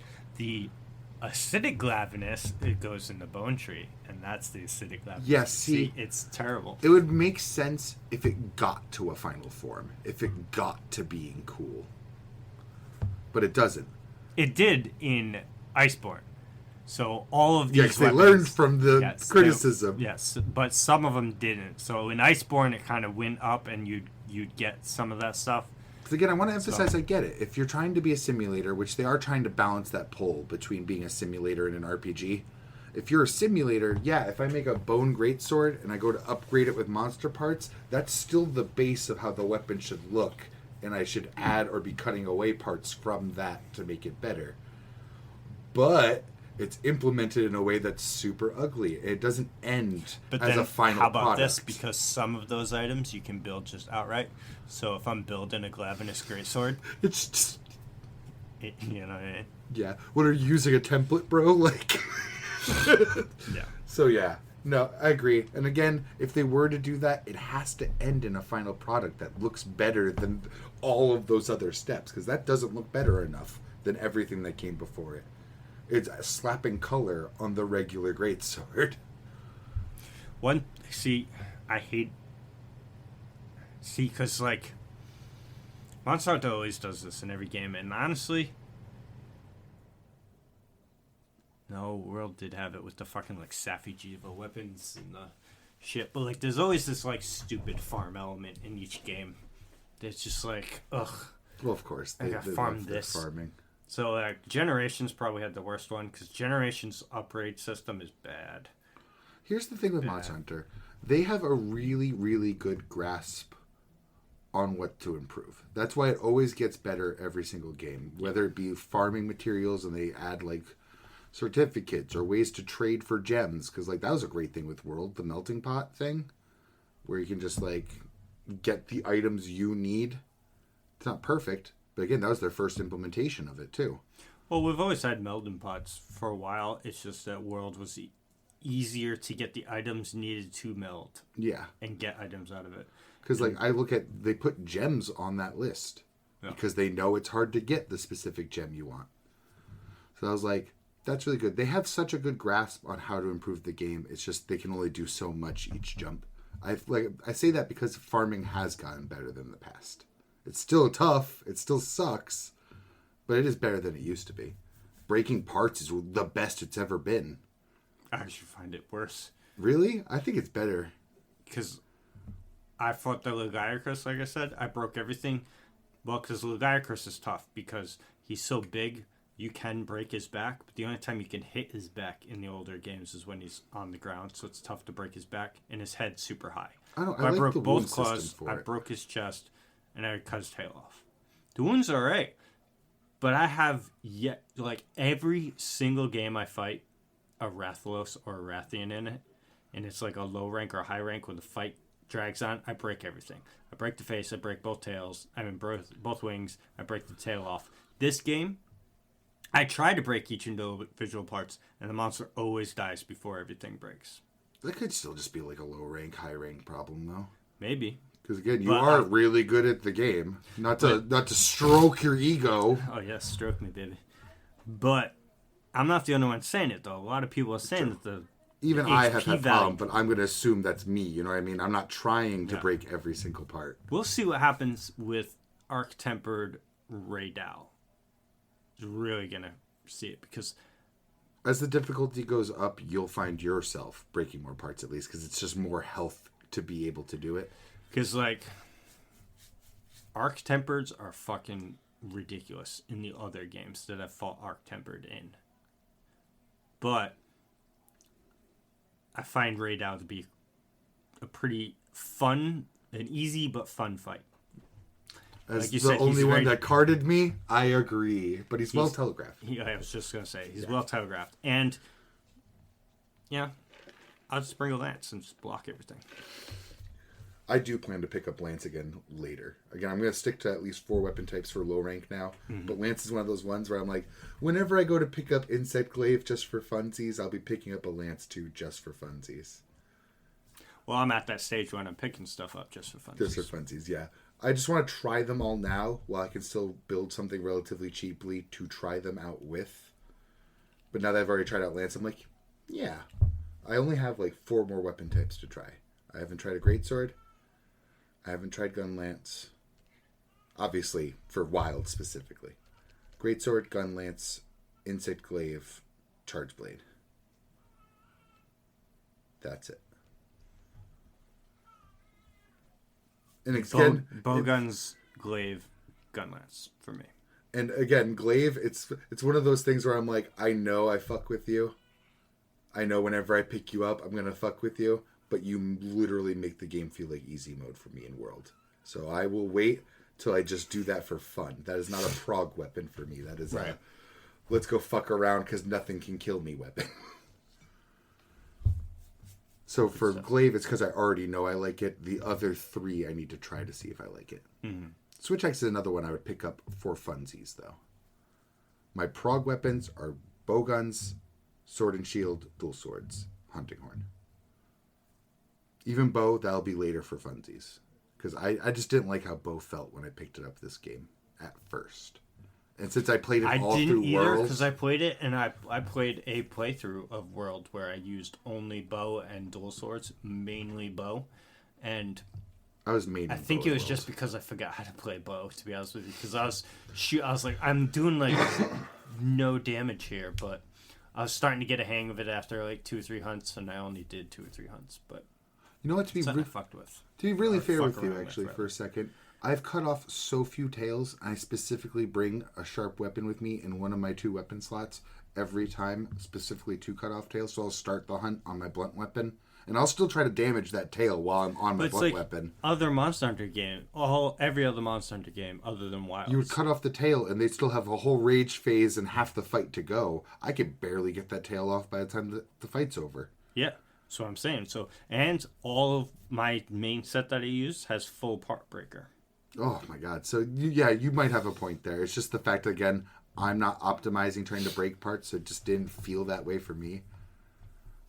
But if you break a wound, you're getting all these extra rewards. It's like getting rewards is so much easier in this game. Yes, I'm glad I don't have to pick up pieces that break off the monster. Even if you want, thank fucking god. If you want a fucking gem, like a Rithian Ruby or something like that, you just look on the map, and sometimes the field survey quest will just have a gem as a reward. You're like, okay, if you kill that, if you go kill that Rathian, you're gonna get a Rathian Ruby. Nothing sucks more than not being guaranteed it, even after like 5 fights. Yeah, that's why I almost think they should just have how they've been giving out certificates as a part. You should be able to trade in certificates for the gem, and just give 1 certificate every time you kill them. Literally do it like an MMO would. So. It helps in the later stages of farming, but I think they're giving too many monster parts per fight. So, like, you go out there and you fight the monster once, you come back to base, and you can craft 3 pieces of its armor. You'd be lucky. And maybe still a weapon, too. Yeah, you're lucky if you can craft fucking 1 piece per one fight. Now, I say, obviously, there's a happy medium between these two. Mm-hmm. But the problem is the Arcane weapons at the end. To level those up, you need a special ore. And to get that, you trade in monster parts. So I went there and I'm like, oh shit, I got 47 fucking Rathian spike pluses or whatever. Which is a good drop. Yeah. Okay, I feel like a scale plus. Okay. Spike is actually, yeah. So I got like, and they're worth so many points. So I fucking trade in like, okay, I got 35. I'll trade in like 27 of them. Just to keep. I used to do that for money, but now. The little thing. I have over 1 million. Yeah, I was going to say, I have not had money problems in this game, at least. No. It's because you're not spending the money on anything. You No. don't have to spend the money everything on quests. I need right away. You don't spend money on... I haven't had to buy potions once. I've bought ammo, but I haven't needed to. I haven't run out of ammo. I bought ammo because I never want to run out. But even that's cheap as shit. Like, I'm at 40k myself. Like, there's no like farm. There's people to gather items for you, but like, I get it, but I didn't need this. You know what I mean? Yeah. And I didn't use that until like deep into higher rank anyway. So it's like I'm like at 200 and something honey. I'm in G rank and I loaded up my G rank 124 hours into Generations Ultimate, and I have 68 honey in my entire inventory because I'm using that many mega potions. I actually have that is actually my problem with Wilds is my intake on supplies is so fucking low. Because the way the maps work in Wilds, they say, okay, I want to have all of the different types of herbs and all of the different types of mushrooms somewhere on this map. So this part is going to have all of the nitro shrooms and all of the flash bugs. This part is going to have all of the mining outposts and all of the other mushrooms I didn't put in this one. And the problem with that is, if you're going on a hunt, I literally cannot get more flash bombs than I would leave with. If there's one of the maps has only 2 spots in the same region that has flash bugs. That means I'm picking up 2 flash bombs. I can easily use both of those same hunt.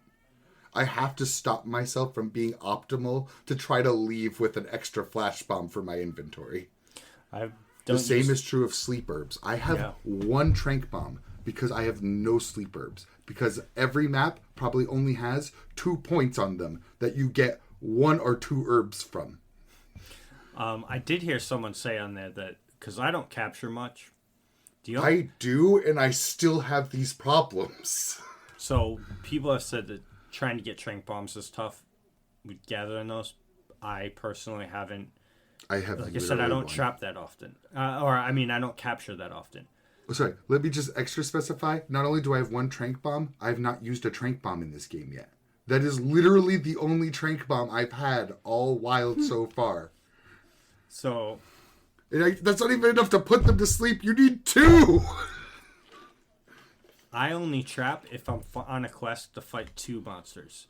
If you're fighting 2 monsters as the quest, I always kill one and carve. Trap the other one. I used to trap more. But now... I can't make trank ammo because it's made out of ammo parts and trank bombs. If you're playing online, it's capture. Everyone captures to shorten the quest. That makes sense. The second they can capture, they're putting a trap. I barely even use traps, to be honest. It's almost like in my mind, it's like I don't need it for this tier of monster. Every once in a while I will because I'm like, oh, what a great opening to trap. Yeah. People just... But again, I can't get enough sleep herbs because every map probably has 2 sleep herb points. The same way that every map has 2 points where flash bugs are. And it's not like... Flash bug. You'll get a point. It's like, you got 1 flash bug. You got 2 flash bugs. Done. You'll get the point where you can have people gather stuff for you, and you just set them to just only gather that item. Thank fucking God. Because the idea in my head is, I'm going to go on a fucking survey, put on the stealth mantle, hide in a bush, and wait for those cooldowns on those bugs to come back. And just fucking get flash bugs. I have no flash bombs. Ever. It is always the flash bombs that I get while on the quest. Also, too, because I know you did this in World, where you fought Rathian like 1 billion times to get did too. 1 billion Rathian weapons. Mm-hmm. Don't do that in Wilds. I haven't been. No, specifically for Rathian, because okay. You remember the Argosy? Yes. So there's a dude. That guy is. It's not him, but there's a version of him in many games now since he came around in Portable 3 Ultimate. You'll unlock him in high rank. He'll come to the village in the Windward Plains, and a lot of the times he'll just give you the first tier of a high rank Rathian weapon for guild points. And what do you spend guild points on? Fucking nothing. I can't spend them fast enough because I only spend them on pop-up camps. And I literally, when I go to spend them on pop-up camps, I'm like, yes, repair, yes. Yes. Repair. Like, I don't care if I need them or not. It's like, I might as well just, is there a put them all back button, please? You'll care if you go to fast travel there and you can't because the tent's destroyed and you get pissed because now you got to run that. Well, my point is, it is so cheap on my points that I just hit yes on everything. Yeah. So yeah, he'll have a bunch of weapons. Sometimes you have the weapon you want and you just buy it. It's for like 500 points. It's beautiful. Yeah. To be fair, I like Rathian weapons so much. A, because they're cool. B, because they're poison. Speaking of fast travel, though, because fast travel is a thing, the seamless world thing I've used once. I've ran from one map to another map outside of story once. Thankfully, the last time you mentioned fast travel has gotten me to use fast travel more. So, because I like running everywhere. Because I like the simulator. I like feeling like I live in this world, not it's cool. A video game where I whoosh. Because I open the map, right? I'm like, okay, what monsters are in each zone? And let's say I'm in the cliffs. Oh yeah, I've not once traveled from desert to forest. Yeah, that's what I'm talking about. Yeah, no, I fast traveled that every time. I've done it once. Wait, you fast traveled once? No, ran it once. Oh, okay, yeah, no, fuck that. I fast traveled back to the camp, but camp, yeah. I never the only way I fast travel to my hunt is like the quick prepare to go start at a pop-up camp. Okay, I get what you're saying. But I would absolutely fast travel between biomes. Fuck that. Yeah. I don't need an open world. Like I said when I was playing World, actually, I didn't even mind having to load into the individual zones in older Monster Hunters than that. The first time I quit World, after like playing it for a day, I hated it when I played Generations Ultimate the other day, yesterday, because it's G rank, so you dropped in a random spot, and I didn't remember. I forgot about that. And you don't have a map, so I'm like, fuck, I don't remember where the base camp is on this fucking map. So I had to run around until I stumbled upon it to grab the map in the thing, so that I could go look about for grabbing the map. Oh. But the reason I quit World originally was because I found it such a pain in the ass to have to chase the monsters through all of this map. Mm-hmm. And I was like, no, this isn't my Monster Hunter. And then I came back with the Return to World and fell in love. It's a great game. Yes. Wow, it's a great game. But we absolutely have to call it there. Yes, I was going to. So yes, we'll talk there. End there. Not talk Hopefully there. I'll be done with the story by next time. Yes. Well, probably. Probably. Like I said, you got like 4 or 5 more actual monsters to hunt. Yep. Maybe if they make you fight Gravios, but I doubt it. Maybe if I have trouble too, because I mean I did just have my first cards on Raid out. Oh. But I doubt it, because Nursilla was exactly what you said about it, like uptime. It was like 100% uptime. I was always hitting this motherfucking thing. Oh. Yeah. Take care, y'all. Dukes of Weebdom. Dukes of Weebdom.